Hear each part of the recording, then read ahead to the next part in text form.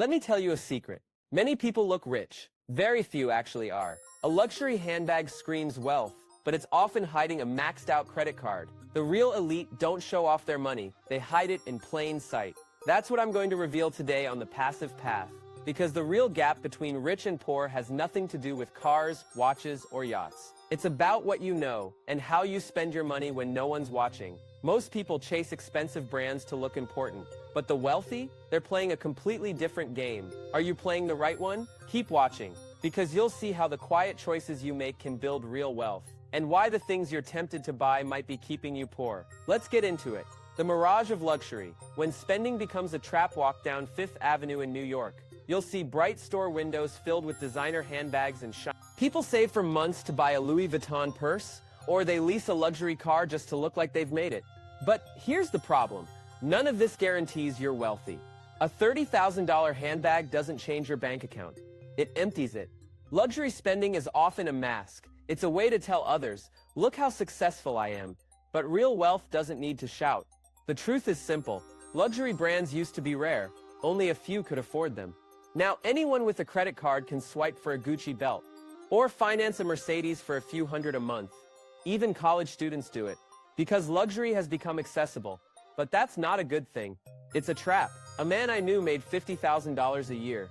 He spent half his income on dinners, designer clothes, and gadgets. One day he walked into a dealership. He left with a new BMW, on a 5-year loan, at 20% interest. But 3 months later, he was behind on payments, and terrified someone would find out. That's how fake wealth works. It looks good from a distance, but up close, it's debt, and stress, and emptiness. Luxury items don't make people respect you. They just make you look like you're trying too hard.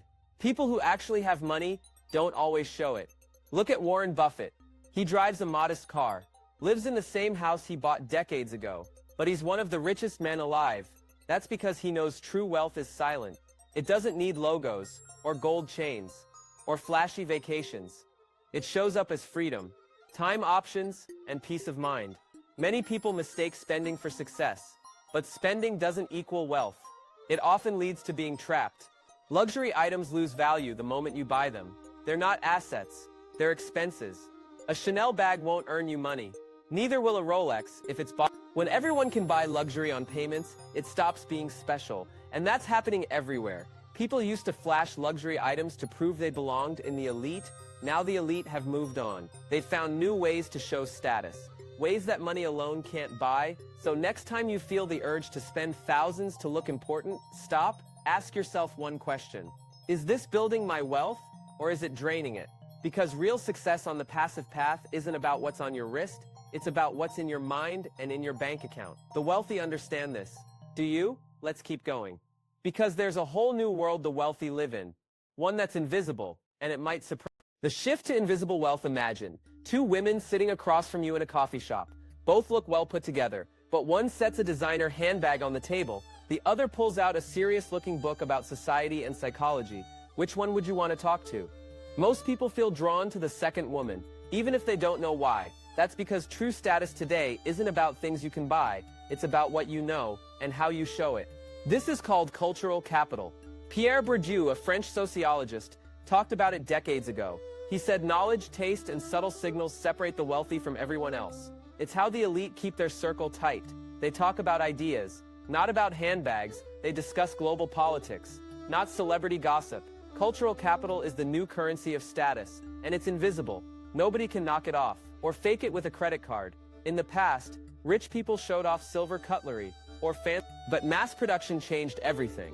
Now you can get designer clothes on sale, or finance an expensive watch. Even the average person can rent a luxury car for a weekend. So physical status symbols lost their power. The wealthy needed a new way to stand out. They turned to the one thing that can't be bought instantly: knowledge, experiences, taste. These are the new status symbols. They're invisible, but powerful. Think about conversation topics. The wealthy talk about markets, history, or cultural trends. They know about world events before they hit the news. They read books that expand their thinking, like Sapiens by Yuval Noah Harari, or The Economist magazine. They drop casual comments about niche interests, like modern art, or philosophy, or rare wines. These things signal they belong to a different circle. It's not about bragging, it's about speaking the same language. People with cultural capital spotty. One sentence can reveal your whole background and open doors to opportunities. If you've ever felt out of place in a conversation, this might be why. The topic wasn't shallow, it was cultural capital on display. This doesn't mean you have to pretend or memorize big words, but if you want to move up, you have to invest in learning. Because cultural capital is the new luxury. A woman might carry a simple tote bag, but if she starts discussing global economies, people listen. Another woman might show off her $1,000 purse, but nobody's impressed if her conversations stay on reality TV. That's how the rules have changed. Cultural capital is subtle, but it's everywhere, and it's the real key to social mobility. So ask yourself, what do your conversations reveal about you? What signals are you sending? Because on the passive path, invisible wealth matters more than any label you. Let's dive deeper into how the wealthy actually spend how the wealthy spend differently. There's a big difference between looking rich and being rich. The wealthy know this better than anyone. They spend money in ways that don't always show. That's how they stay ahead. The Atlantic once published a study about spending habits. It found a shocking truth. Low-income families spend more on visible things, like clothes, electronics. They want people to see their money. High-income families spend differently. They invest in things nobody sees, like private schools, personal trainers, specialized classes. They spend on knowledge and connections. It's money that works behind the scenes. Take private education. Families in the top 1% spend up to 6% of their income on their kids' education. Middle-class families spend around 1%. That gap changes futures. Private schools often have better teachers, smaller classes, more. A kid in a private school meets classmates whose parents are doctors, lawyers, CEOs. Those friendships last for life. They help open doors to jobs, or investments, or business deals. That's invisible wealth at work. Think about activities outside school. Wealthy kids learn tennis, piano, languages. They travel to other countries. They build confidence. They learn how to talk to different people. Middle-class kids might not get those chances, and the gap grows wider. It's not just about kids. Adults in the top 1% also spend on invisible things: executive coaching, public speaking classes, networking events with powerful people. They pay to learn skills, or to be in the right room. A lawyer might spend thousands to join an exclusive legal society. A startup founder might fly across the country for a private mastermind. These aren't expenses, they're investments. They lead to new deals, new contacts, and more money down the road. This is strategically. People who focus on visible spending often get stuck. They buy things to impress neighbors or coworkers, but it drains their savings. The wealthy think long-term. They don't care if you notice their new watch. They care about the next opportunity or the next big idea. One man I know used to spend every extra dollar on clothes, designer brands, limited edition sneakers. He felt amazing walking into parties, but after 5 years, he had nothing saved. Another man I know spent his money on books, courses, conferences. He didn't look rich, but 10 years later, he owned 3 businesses and had total freedom. That's the difference. The wealthy play the invisible game. They use money to buy options and knowledge, not applause. So next time you feel tempted to splurge on luxury, pause. Ask yourself, is this helping me grow or just helping me show off? Because on the passive path, it's your... Let's look at how you can start building your own practical ways to invest in cultural capital. You don't need millions to build cultural capital. You just need curiosity and discipline. The wealthy didn't start with secret knowledge. They learned it, step by step. Anyone can do the same, even on a budget. Here's how. Start with books. Books are the cheapest way to upgrade your mind. Go to the library, borrow titles about history, economics, psychology. Pick books that challenge you, not just entertainment. Try reading Sapiens, or Thinking, Fast and Slow, or The Millionaire Next Door. These books change how you see the world, and how you talk about it. Next, explore online courses. Many are free, or cost less than a dinner out. Platforms like Coursera, Udemy, LinkedIn Learning offer classes on business, finance, art, science. Learning a new topic boosts your confidence and your conversation skills. Try learning a new language. Even basic words open doors. Spanish, French, Mandarin, and new opportunities. Join clubs or groups. Check out local community centers or online forums. Look for groups discussing investing, philosophy, technology trends, Being in these groups helps you practice talking about meaningful topics, you'll pick up new ideas, and learn how to share your own. Attend talks or public lectures. Many cities have free events at universities or public libraries. You'll hear experts discuss world affairs, culture, economics. It's a chance to expand your knowledge and to meet people who value the same things. Follow reputable media, skip gossip news, read The Economist, or listen to podcasts on business and science. These sources keep you informed. They help you join higher-level conversations. Practice discussing serious topics. You don't have to be an expert, just be curious. Ask questions like, what's your take on how AI will change jobs? Have you read any good books lately? How do you think? These questions spark real conversations and reveal that you think deeper. Don't flash knowledge to show off, use it to connect. Cultural capital isn't about being a know-it-all. It's about sharing ideas and building trust. If you're on a budget, start small. Read articles online, borrow books instead of buying, watch documentaries, take notes, and keep a journal of interesting facts. Every bit adds up. You don't have to transform overnight. Small steps compound. Over time, your conversations change, your thinking grows sharper, and people start seeing you differently. This is the secret many wealthy people already know. It's how they recognize each other. It's how they protect their social circle. But anyone can join that circle, if they invest the time and the effort. Remember, the passive path isn't about spending money to look rich. It's about building a mind so sharp nobody can ignore you. Let's keep going, because there's another trap: financial discipline versus vanity spending. There's a reason many people stay broke even with decent paychecks. They spend to look successful instead of becoming successful. It's a quiet war between vanity and discipline. Vanity spending is buying things to impress others. Financial discipline is buying things that improve your life. One drains your wallet, the other builds your future. Think about luxury fashion. A $1,000 jacket won't get you a raise. It might get you compliments, but that's where it ends. Now think about spending that money on a public speaking class or a course in data analysis. Those skills could make you thousands more every year. That's the difference between vanity and value. People often believe buying expensive items shows confidence, but true confidence doesn't need props. It comes from knowing you have options, from knowing you have skills and a plan. Vanity spending is fueled by social or look like they've made it, but the cost is high. Credit card debt, empty savings, constant stress. A man I met once drove a leased sports car. He wore designer clothes, carried the latest iPhone, but he couldn't handle a $500 emergency. Everything he owned was financed. He was terrified someone would find out he was broke. That's not freedom. That's a prison. The wealthy avoid this trap. They know every dollar is a soldier, sent out to bring back more dollars. They don't waste soldiers on temporary applause. They invest for returns. The returns might be money, or connections, or knowledge. But there's always a return. Financial discipline doesn't mean being cheap. It means choosing long-term gains over short-term thrills. It means thinking before spending. Ask yourself, will this purchase help me grow? Or will it fade away after the first Instagram post? On the passive path, the rule is simple. If it or grow your connections, think twice before buying it. Budgeting helps avoid vanity traps. Here's a simple method. Split your income like this: 50% for essentials, 30% for financial goals, 20% for enjoyment. But even enjoyment money can be invested wisely. A nice dinner is great, but a ticket to a networking event might change your life. One connection can be worth more than a new jacket. Keep track of where your money goes. Review your bank statements each month. Spot patterns that don't serve you. Cut them. Redirect that money into learning, or saving, or building a side hustle. It's not about denying yourself joy.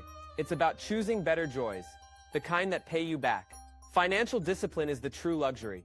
It brings peace, options, freedom, and respect, even if nobody sees it. So next time you feel the itch to buy something flashy, pause. Remember the passive path. Because the wealthy don't stay wealthy by accident. They stay wealthy because they spend differently. Let's talk about how to escape the trap of trying to keep up so you can... Breaking free from the consumption trap? Look around. Everyone seems to be chasing the same things. A bigger house, a fancier car, designer clothes. Social media makes it worse. Every scroll shows someone living a perfect life, but it's not always real. Most people aren't rich. They're pretending, trying to keep up.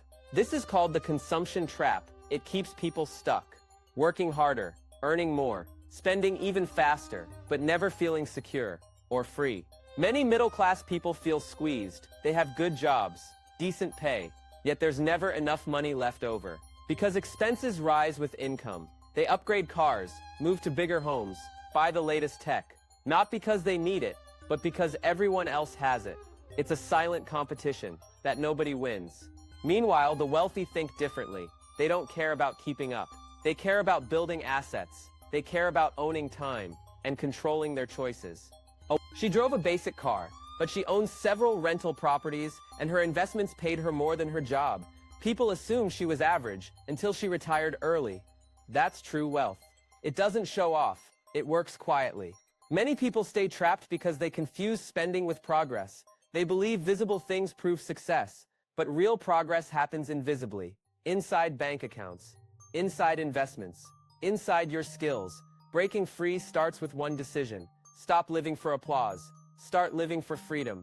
Ask yourself, do you buy things because you want them or because you want others to see you have them?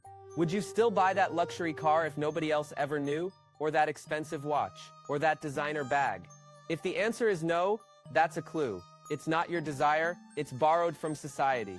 When you stop caring about impressing people, your money grows faster. You save more, invest more, and stress less. One man I met once earned 6 figures, but he spent it all. New cars, parties, gadgets. He was always broke. Another man made half as much, but invested every extra dollar. Today, he's financially free, while the other man still works overtime. That's the cost of the consumption trap. It steals your future for the illusion of status today. On the passive path, freedom beats image, always. Start small. Question each purchase. Choose investments over impulses. Because real wealth isn't about looking rich, it's about being free. Let's hear stories of people who climbed out of poverty. Success stories. From poverty to cultural capital, not everyone starts rich. Many people rise from nothing because they choose knowledge over appearances and discipline over impulse. I knew a young man who grew up poor. He washed dishes in a restaurant, earned barely enough to eat, but he wanted more. Every spare dollar went to used books. He studied late at night. 2 years later, he passed a college exam for adults, got a better job, kept learning. Now he's a senior manager, making more money than he ever imagined. That's cultural capital at work. Turning knowledge into opportunity. Another example is Mark Zuckerberg. He wears simple clothes, t-shirts, jeans, nothing flashy, but he spends money on personal trainers and health. He invests in learning and connections.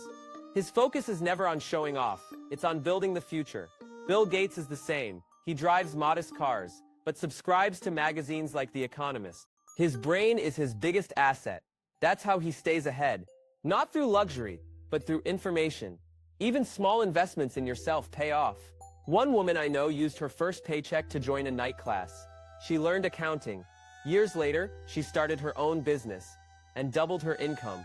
Nobody saw her working late or studying on weekends, but the results showed up in her bank account and in her freedom. That's the real secret.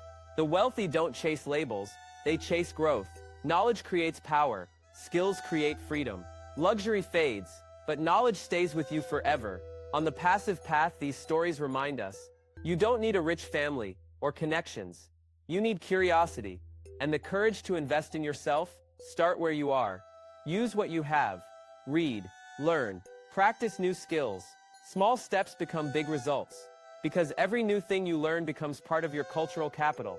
And let's look at what happens when people ignore this, and why sticking to visible true cost of ignoring cultural capital. Some people believe luxury is the only way to prove success.